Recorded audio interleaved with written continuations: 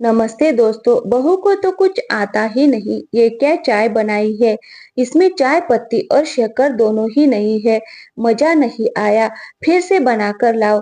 मोहन जी ने कप आगे सरका दिया। रश्मि चुपचाप कप उठाकर ले गई और दूसरी चाय बनाकर ले आई। वैसे चाय अच्छी ही बनी थी, पर मोहन जी की आदत है, वो दिन में 4-5 बार अपनी बहू को इसी तरह परेशान करते थे और नुक्स निकालते रहते थे। कभी अदरक कम है, कभी कहते कि चाय उबली नहीं, कभी कहते कि दूध ज्यादा है, पानी कम, तो कभी कहते थे कि चाय अच्छे से उबाली ही नहीं। रश्मि कुछ महीने पहले ही शादी होकर आई थी। वो घर के खाने पीने का ढंग सीख रही थी, पर कभी तो कमी रह जाती थी और कभी कमी नहीं भी रहती तो जानबूझकर बताई जाती थी। सिर्फ मोहन जी का ही नहीं, सबका यही हाल रहता है। घर में सास ससुर हो या देवर ननद, सबको रश्मि से शिकायती रहती है। रश्मि अपने मायके बड़े ही लाड प्यार से पली थी। माँ ने अच्छे संस्कार के साथ घर गृहस्थी चलाने के भी गुण सिखाए थे, पर ससुराल में मायके की कहाँ चलती है। यहाँ तो ससुराल वालों के हिसाब से ही चलना पड़ता है। फिर से सब कुछ नया सीखना होता है। रश्मि पढ़ाई में सामान्य थी। पढ़ाई पूरी होने के बाद मायके वालों ने रोहन के साथ शादी कर दी। रश्मि को बुके बनाने का बड़ा शौक था। वो सुंदर फूलों से बुके बनाया करती थी। उसकी ये कला पहले तो सबको पसंद आई थी, पर बाद में उसे घर गृहस्थी के कामों में ऐसा झोंक दिया कि वो कभी समय ही नहीं निकाल पाई। वो अपने शौक को जैसे भूल ही गई थी। ससुराल वालों को का कहना था कि बहू को सिर्फ खाना बनाना और घर संभालना ही आना चाहिए। रश्मि ने कुछ समय के लिए अपने शौक को छोड़ दिया, ताकि वो घर परिवार में अच्छे से रम सके। वो हर संभव कोशिश कर ही रही थी। एक दिन उसकी सास कमला जी ने अपने घर पर किटी रखी और रश्मि को क्या बनाना है उसकी लिस्ट थमा दी। रश्मि ने अपने हिसाब से जो अच्छा आता था बना दिया और कुछ यूट्यूब से देखकर बना दिया। पहली बार 15-16 लोगों के लिए इतना खाना बनाया था। कमला जी से खाना कितना बनाऊं ये अनुपात पूछा, पर कमला जी ने उसको बताया ही नहीं कि उसकी मम्मी से पूछती, पर वो भी अपने मायके अपनी मम्मी की तबीयत पूछने गई थी, जो कि अस्पताल में भर्ती थी। रश्मि ने अपने हिसाब से सब बना दिया, पर छोले कम पड़ गए और बहुत ही ज्यादा तीखे हो गए। पूड़ी का आटा बहुत ही ज्यादा हो गया, रायता जल्दी ही खत्म हो गया और सूखी सब्जी में तेल बहुत ज्यादा हो गया। खीर पतली हो गई, सारे खाने में स्वाद ही भी कम था। किसी में मसाला ज्यादा हो गया, किसी में कम हो गया। ये देखकर कमला जी का पारा चढ़ गया और वो रश्मि पर गुस्सा हो गई। तेरी माँ ने कुछ सिखाया है भी नहीं, तूने ढंग से खाना बनाना तक नहीं आता। बहू तो वो सुरक्षा ना होती है जो रसोई अच्छे से संभाल ले। ना खाने में स्वाद है, ना ही मात्रा का अंदाजा है। शोर सुनकर कमला जी की कुछ सहेलियां रसोई में आ गई तो उन्होंने यही कहा कि मेरी बहू को तो कुछ नहीं आता है, और सिर पीटने लगी। सबने समझाया और जैसे तैसे किट्टी हो गई। सब लोग वापस चले गए। रश्मि थोड़ी सी सहम से गई थी। उसने पहली बार इतनी सारी रसोई बनाई, पर अंदाजा नहीं लगा पाई कि कितना बनाना है। रात को रोहन को बोली तो उसने एक टुक जवाब दिया, ये रसोई और खाने की बातें मुझसे मत किया करो मम्मी, और तुम जानो ये तुम सास और बहू के बीच की बात है, इसमें मुझको मत घसीटो। रोहन करवट लेकर सो गया। आज रश्मि को बहुत बुरा लग रहा था। उसके अपने पति को उसकी तकलीफ और आत्मसम्मान की जरा भी फिक्र नहीं थी। उसकी दिनचर्या ऐसे ही चल रही थी। एक दिन उसकी ननद सुरभि बोलती है, जो उसकी हम उम्र ही थी, भाभी आज मेरी सहेलियां लंच पर आ रही है, आप चाइनीज बना लेना। लेकिन मुझे चाइनीज उतना अच्छा बनाना नहीं आता है, रश्मि ने तुरंत कहा।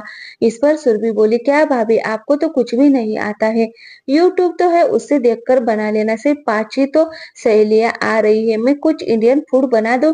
पर सुरभि ने सर दरकिनार करके चाइनीज खाना ही बनवाया। उसकी सहेलियां खाना खाते हुए बहुत हंस रही थी। यार, इससे अच्छा तो कॉलेज के बाहर जो टपरी लगाकर बेचता है वही खा लेते। बेकार ही मुंह का स्वाद खराब कर लिया। सुरभि फिर गुस्सा होकर बोली, क्या भाभी आपको तो कुछ भी ढंग से नहीं आता है। अपनी सहेलियों के सामने सुरभि ने रश्मि को अपमानित कर दिया। रश्मि मन महसूस कर रह गई। ये क्या जरूरी है कि हर चीज बनानी ही आए। बहू हो तो क्या हुआ, मशीन थोड़ी हो जो कहो वो हाजिर कर दो। फिर अभी शादी हुई है, इतना रसोई का काम किया ही नहीं तो एकदम से कैसे आएगा। पर किससे कहती, इसलिए चुप हो गई। रश्मि को काम सब आता आता था, लेकिन उसने पढ़ाई के कारण काम इतना किया नहीं था और आदत भी नहीं थी। अब सासू माँ को तो सालों से गृहस्थी का अनुभव था, पर उसकी शादी को तो कुछ ही महीने हुए हैं, तो वो कैसे सबकी अपेक्षाओं पर खरी उतरती। रोहन तो उसके दिल का हाल जरा भी नहीं सुनता था। वो घर से ऑफिस और ऑफिस से घर ही आता जाता था। वो रश्मि की भावनाओं को जरा भी नहीं समझता था। रश्मि ने रोहन से कहा कि वो बुके का काम फिर से शुरू करना चाहती है। उसे फूलों और प्रकृति से बहुत प्यार है। फूलों की खुशबू और फूलों के रंग उसे अपनी तरफ खींचते हैं। वो ज्यादा दिनों तक अपने शौक से दूर नहीं रह पाएंगे। उसे लोगों को बुके बनाकर देना बहुत पसंद है। दिन में कुछ घंटे वो अपने लिए निकालना चाहती है, पर रोहन ने मना कर दिया। बुके बनाने के अलावा तुम्हें और कुछ भी आता है या नहीं? मैं अच्छा कमा रहा हूँ, मुझे तुम्हारे पैसों की जरूरत नहीं है। बुके बनाने में जितना समय नष्ट करोगी, उतना समय तुम घर के कामकाज और खाना बनाना सीखने में लगाओ तो बेहतर रहेगा। रश्मि के लिए अब सब कुछ असहनीय हो रहा था। उसे उदास देखकर उसका छोटा देवर विजय बोलता है, भाभी आप उदास मत हो, मेरा एक काम कर दोगी क्या? कल मुझे ऑफिस से आने में देर हो जाएगी, तो आप ये पार्सल मेरे दोस्त को लेकर आ जाओगे। कल उसका बर्थडे है और मैं उसे सरप्राइज देना चाहता हूँ। सुरभि परीक्षाओं में व्यस्त है, भैया को कह नहीं सकता और उसका घर अलग रास्ते में पड़ता है। मैं उठता भी देरी से हूँ तो मैं जा नहीं पाऊंगा। आप ये स्कूटी की चाबी ले जाना, मैं आपको घर का पता भी दे दूंगा। ये कहकर विजय ने गिफ्ट दे दिया, लेकिन मुझे स्कूटी चलाना नहीं आता है। मैंने कभी स्कूटी नहीं चलाई। ये सुनते ही विजय भी झल्ला कर बोलता है, क्या भाभी, ना आपको ढंग से खाना बनाना आता है और ना ही स्कूटी चलाना आता है। आखिर आपको क्या आता है? विजय भैया, मैंने स्कूटी सीखने की कोशिश की थी, पर मेरे हाथों एक एक्सीडेंट हो गया था। तब से मन में डर सा बैठ गया है। मैं ऑटो से जाकर दे आऊंगी। रश्मि ने कहा, नहीं आप रहने ही दो, मैं कोई दूसरा इंतजाम कर लूंगा। विजय विजय ये कहकर निकल गया। आज रश्मि को बहुत अपमान महसूस हो रहा था। जिसे देखो वो यही कह रहा था कि आपको तो कुछ भी नहीं आता। रोज उसके आत्मसम्मान को चोट पहुंचाई जाती थी। खाना वो बना लेती थी, पर जरूरी नहीं है कि इसमें परफेक्ट हो जाए। सालों तक खाना बनाते बनाते इसमें एक्सपर्ट हुआ जा सकता है, कुछ महीनों में नहीं। रश्मि ये सब कुछ सहन कर रही थी, क्योंकि उसके मायके में उसका साथ देने वाला कोई नहीं था। वो 4 बहनें थी और बेटी को वो लोग बोझ मानते थे। उससे छोटी 3 बहनों की अभी शादी करनी बाकी थी। वो अपना दुख अपने मायके में नहीं बता सकती थी, पर इस तरह से रोज रोज अपमान भी तो नहीं सहा जा रहा था। सास ससुर, देवर ननद, पति सभी उसका अपमान करते रहते, उसे ताने देते रहते थे।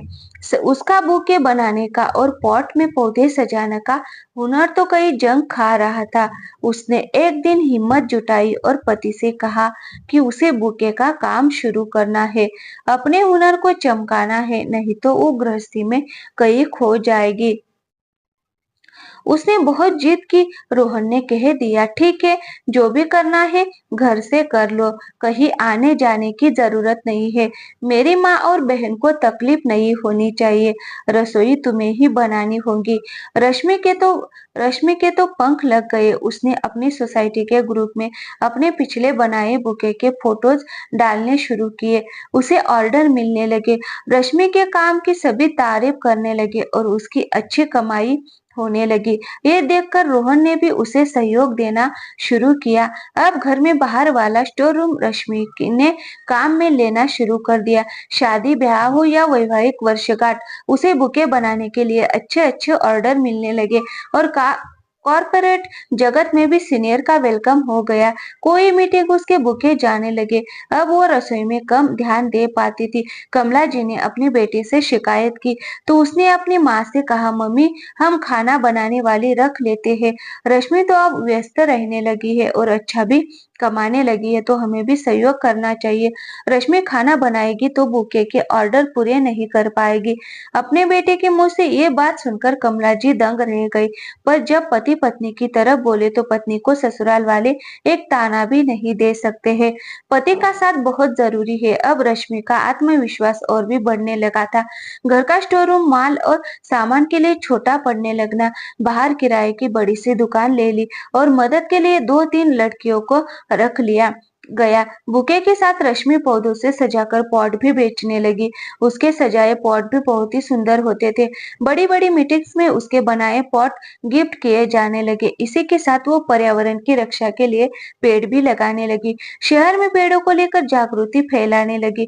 उसके कार्यों को देखकर शहर में उसका सम्मान किया गया। पत्नी की सफलता और उसकी कमाई पर रोहन अब खुश रहने लगा। जब रोहन खुश था तो रश्मि को सास ससुर देवर ननद भी कुछ नहीं कह पाते थे। अब रश्मि ने अपनी कमाई से कार खरीद ली और ड्राइविंग भी सीख ली। एक सुबह वो घर से दुकान के लिए जा रही थी तो उसने देखा उसके देवर की बाइक खराब हो गई। तो उसने आवाज लगाई, विजय भैया आपको छोड़ दो, मुझे स्कूटी तो नहीं पर कार चलाना जरूर आता है। सुनकर विजय शर्मिंदा हो गया और उसने रश्मि से माफी मांग ली। रश्मि ने अपनी सफलता के लिए अपनी ननद सुरभि की सहेलियों को बुलाया और शहर के सबसे महंगे चाइनीज रेस्टोरेंट से चाइनीज फूड मंगवा कर खिलाया। तो सब तारीफ करने लगे और खूब धन्यवाद देकर गए। सुरभि, मैं अच्छा चाइनीज फूड तो नहीं बना सकती हूँ पर तुम्हें शहर का सबसे अच्छे और महंगे रेस्टोरेंट से मंगवा कर खिला सकती हूँ। तुमने अपनी सहेलियों के सामने मेरा अपमान किया था पर मेरी माँ ने मुझे यही सिखाया है, कभी भी किसी को कुछ भी कहना हो, कोई भी शिकायत या कमी की बात हो, उससे अकेले में कहो। किसी के भी आत्मसम्मान को चोट नहीं लगनी चाहिए क्योंकि शरीर की चोट इंसान भूल सकता है पर आत्मसम्मान पर लगी चोट कभी नहीं भुला पाता। सुरभि, कोई भी इंसान परफेक्ट नहीं होता है, फिर बहू से ये उम्मीद क्यों करते हो कि बहू हर काम में परफेक्ट हो? उसे सब तरह के काम आने चाहिए। सुरभि की नजर शर्म से झुक गई। भाभी मुझे माफ कर दो, मुझे ये समझ में आ गया है कि हर इंसान हर काम में परफेक्ट नहीं हो सकता। आपका हुनर अलग है, आपका शौक अलग है, आपको मौका दिया गया तो आपने उसमें ही परचम लहरा लिया। आज आप शहर की सबसे अच्छी बुके बनाने वाली हो गई हो। रश्मि की सफलता से अब सास ससुर भी खुश रहने लगे।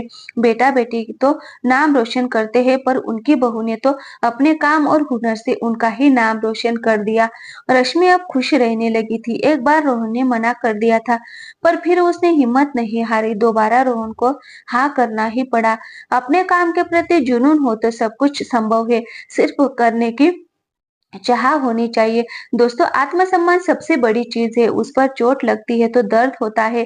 कई घरों में रोज महिलाओं का आत्मसम्मान रौंदा जाता है। उसके लिए जरूरी है कि वो आत्मनिर्भर हो, अपना कोई काम शुरू करे, उसमें सफलता मिलेगी तो पति और ससुराल वाले अपने आप सहयोग करने लगेंगे। फिर कोई नहीं कहेगा कि मेरी बहू कुछ